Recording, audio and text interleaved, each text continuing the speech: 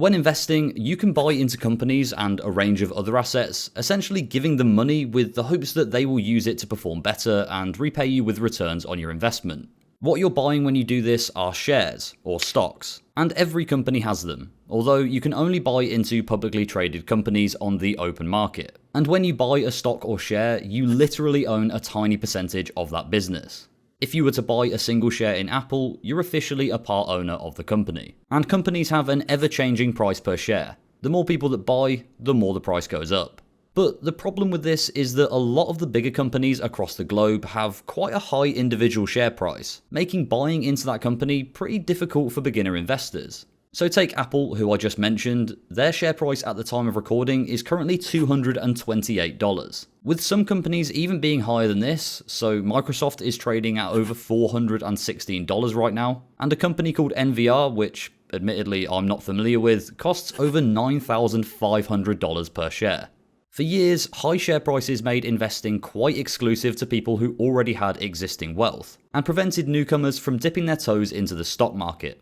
Beginners or low-income investors were forced to pick from the cheaper stocks or not invest at all. So to make investing more accessible for the average Joe, brokers started to offer fractional shares in companies. But what does that actually mean, and how do they work?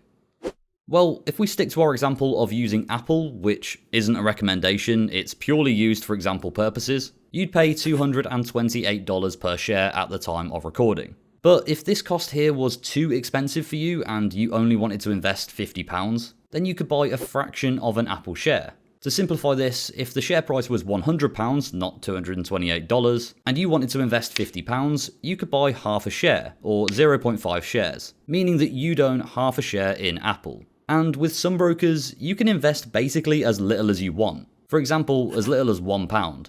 Sure, you might not be moving mountains by owning £1 in Apple shares, but for those that want to start off with less capital, it completely eradicates the barriers to entry. It also allows people to test the waters, as investing that first bit of money can be a big mental barrier to overcome. And when you know that there are risks associated with investing and that you could lose whatever you put in, the thought of losing £1 versus £100 is much easier to stomach.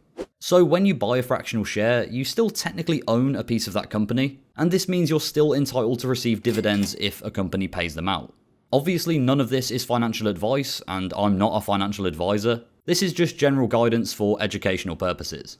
Interestingly though, fractional shares don't just stop at investing in companies on the stock market. You can also gain access to fractional shares on other assets like ETFs and commodities through certain brokers, allowing you to invest with a small amount of money, but also diversify that investment if you wanted to.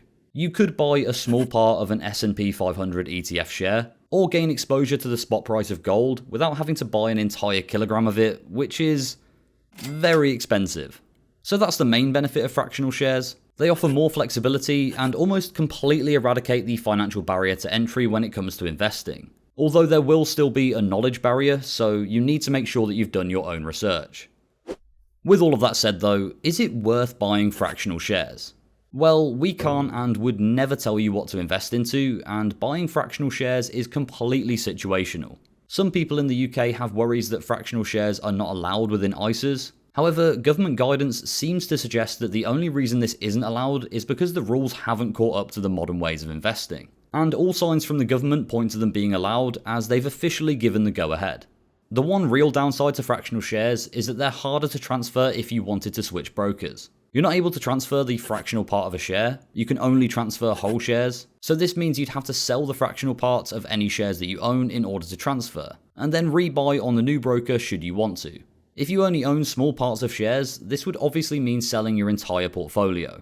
Now, this probably isn't an issue you're likely to run into very often, but it is a downside worth thinking about. And another small downside is that sometimes the ability to spread out your investments more thinly can tempt you into making riskier calls. You could potentially fall into the trap of investing smaller amounts into riskier investments that lose you your money. And investing, in our non-expert opinion, should be a long-term game. One where you're putting away money in hopes that it compounds in value over a long stretch of time, rather than trying to catch every small win along the way.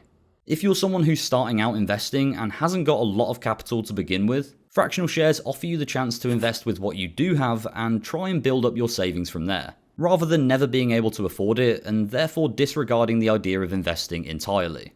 If you were to use fractional shares to put away what you can afford each month with the aim of letting that investment grow over time, but knowing that you could lose money because all investments do have risk, then there's no real difference between a fraction of a share and buying a full share. You just have slightly less ownership.